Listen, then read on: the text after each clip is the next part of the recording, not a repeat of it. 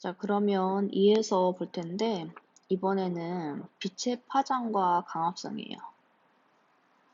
빛의 파장 조금 이해를 하셔야 되는데, 빛의 파장,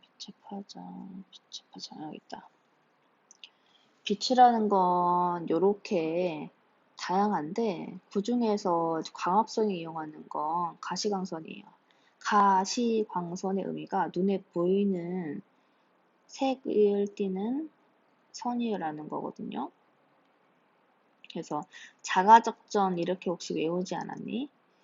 쌤은 어렸을 때 그렇게 배워가지고 그러면 여러분은 이거 그 숫자도 아마 기억이 나실 거예요. 왜냐면 종이 또 치네요. 통합과학 때 적색 파장 뭐 이런 거 하면서 우리가 이제 배웠었거든요. 근데 혹시라도 기억이 안 날까 봐 이거 해두면 조금 더 문제 풀 때 유리하거든요. 그 다음에 생명과학 원에서 빛의 파장에 따른 해조류의 분포하면서도 배웠어요. 청색광은 파장이 단파장이라서 깊이 들어갈 수 있다고 그랬잖아요. 그래서 빨간 노초 파남 보였을 때 청색광이 단파장이라는 거, 네, 적색광이 장파장이에요.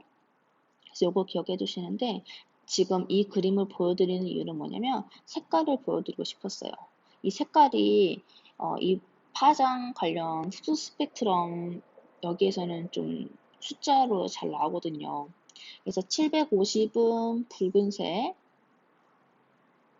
그 다음에 요거야. 750, 450, 550을 좀 보시면 되는데, 물론 650도 뭐 이렇게 하지만 잘 언급은 안 되고, 이렇게 세 가지를 좀 보시면 되는데, 750은 아이들이 잘 맞춰요. 붉은색 파장이라는 거. 단파장이 청색이요.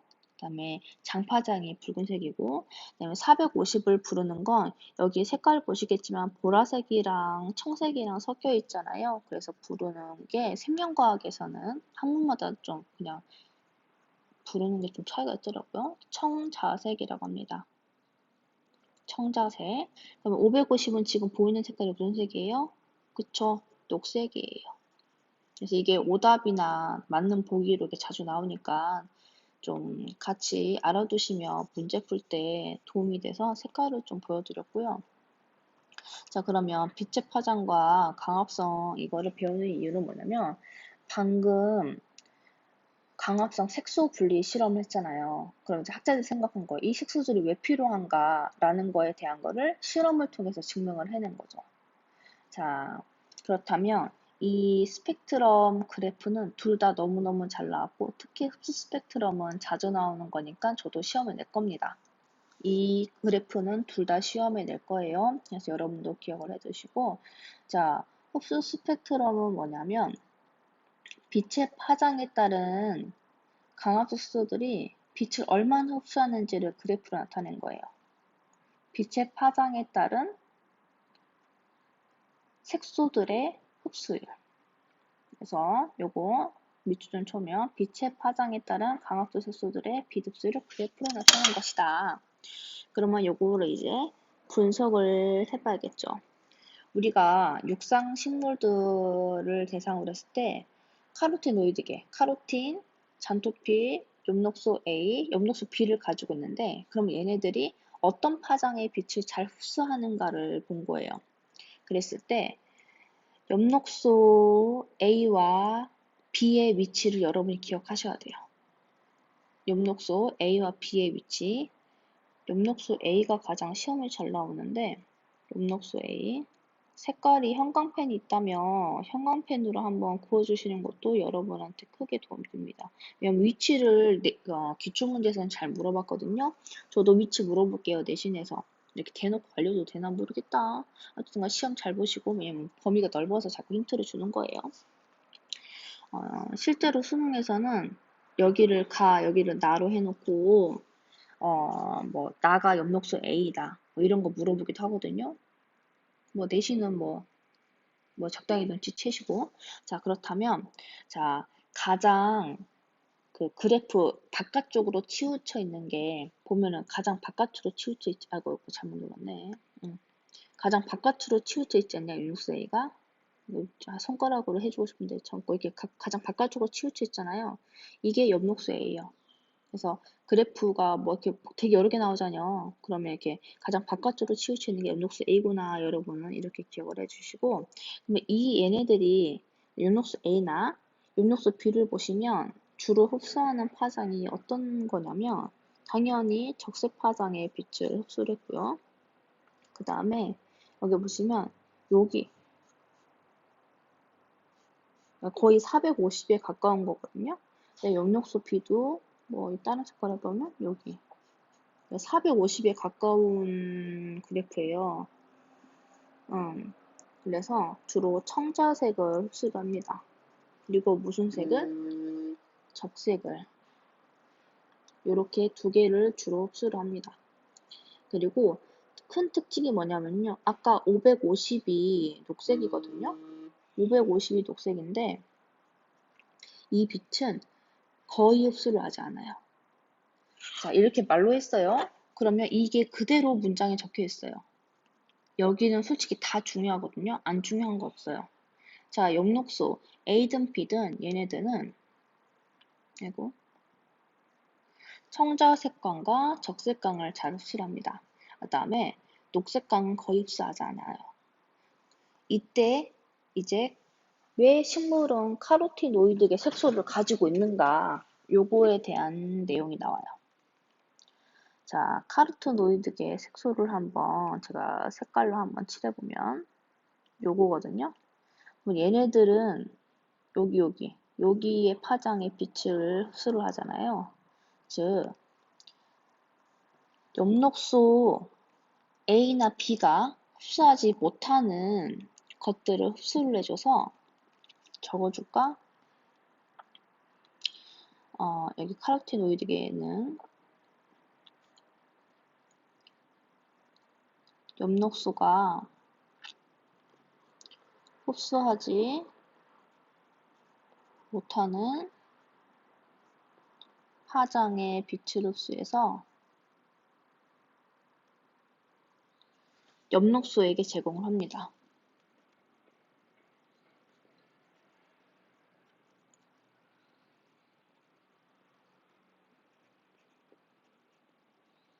요런 역할을 하는 겁니다.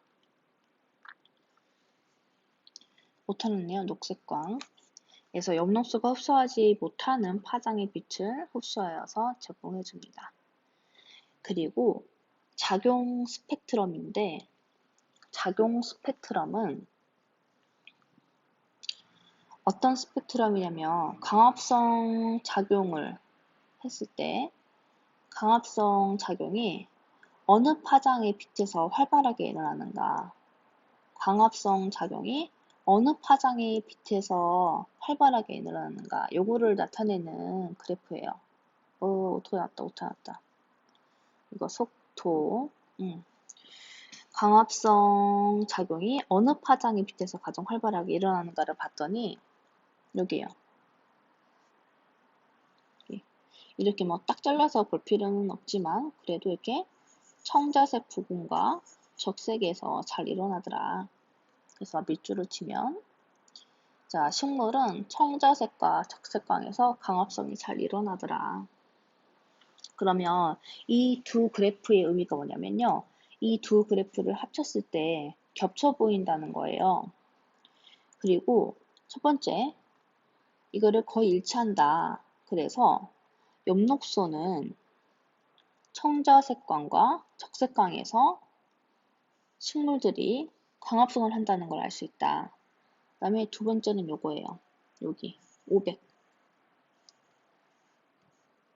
여기. 여기가 중요한 게 뭐냐면 엽록소는 이 파장의 빛을 흡수하지 못하거든요. 그러면 여기서 일어나는 광합성은 무엇 때문에 일어나냐? 여기서 일어나는 광합성은 카로티노이드계 색소 때문에 일어나더라. 그래서 요것을 같이 정리해 두시면 됩니다. 그리고 또 이렇게도 물어봐요. 그냥 숫자로 450이랑 550 파장의 빛 중 어느 파장에서 광합성이 활발하게 일어나느냐 이렇게도 물어보거든요. 450은 청자색, 550은 녹색이에요. 그래서 당연히 청자색 광에서 광합성이 잘 일어나죠. 그래서 요것 좀 기억을 해두시고, 그러니까 이거죠. 엽록소가 가장 잘 흡수하는 빛의 파장에서 광합성도 잘 일어나는 거예요. 그러면 이제 좀 여기서 좀 보셔야 될 게 뭐가 있냐면 요거예요. 엥겔만의 실험. 엥겔만의 실험은 실험 재료가 핵함이거든요. 조류 같은 애들이에요. 핵함. 그러면 핵함을 재료로 파장에 따른 광합성을 보는 거예요. 그러면 어디서 광합성이 더 활발하게 일어났는가? 그러면 우리가 여기서 알고 있는 상식은 뭐냐면 광합성이 일어나면 만들어진 산물이 포도당, 그 다음에 산소예요. 포도당과 산소. 그러면 포도당을 이용해서 실험 결과를 분석할 수가 없어서, 그러니까 분석 방법을 우선 포인트를 산소로 둔 거예요. 우선은 파장에 따라서 광합성이 잘 일어난다면 산소가 많이 발생할 것이다. 그래서 이 산소가 많이 발생한 것을 가지고 실험을 해보자. 그래서 호기성 세균을 재료로 또 쓴 거죠. 그래서 산소가 많이 발생을 하면 그 부위에 호기성 세균이 번식을 더 많이 할 거 아니에요. 그러면 더 많이 분포할 것이고. 그리고 이렇게 해서 실험을 해봤더니 이 부분에서 호기성 세균이 많이 분포를 하였고 여기 부분에서 호기성 세균이 많이 분포를 했어요.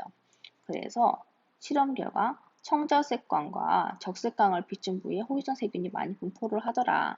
그러면 이를 통해서 핵함 역시 그리고 식물들은 광합성에서 주로 청자색광과 적색광을 이용하여 광합성을 하는구나 라고 요거를 알 수가 있습니다. 그리고 한때 선배들이 이제 많이 틀렸던 게 우선은 적어두는 게 낫겠다. 핵함은 비슷한 색깔이니까 이걸로 핵함은 녹조류예요. 선배들이 많이 틀렸던 게 호기성 세균은 적색광에서 광합성을 활발히 한다. 이거 틀렸었거든요. 호기성 세균은 적색광에서 광합성을 활발히 한다. 이거를 틀리더라고요. 이거 맞아요, 틀려요? 광합성 호기성 세균이 하는겨? 핵함이 하는 거죠. 그래서 요거 틀린 거 좀 그냥 말장난에 속은 거죠. 그래서 요거 좀 알아두시고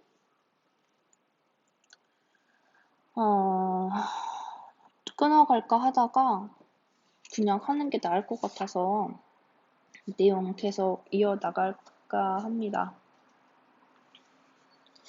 끊었다 가는 게 낫겠죠? 끊었다 갈게요.